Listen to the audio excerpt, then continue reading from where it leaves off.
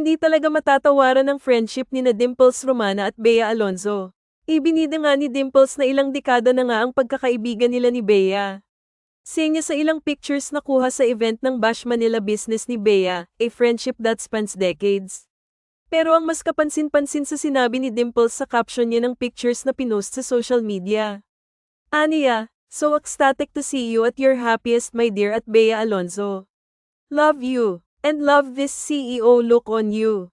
Here's to celebrating every life milestone with you. Nakakatuwa, nakakahappy nga na ipinagmalaki ni Dimples na sobrang happy ngayon ng kaibigan. Marami nga ang nagsabing mukhang ang tinutukoy ni Dimples ay ang pagiging masaya ng love life ni Bea ngayon.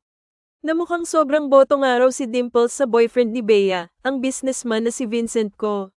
Marami rin naman ang nakakapansin na sobrang happy na ngayon ni Bea at mukhang masaya nga ito talaga sa piling ni Vincent.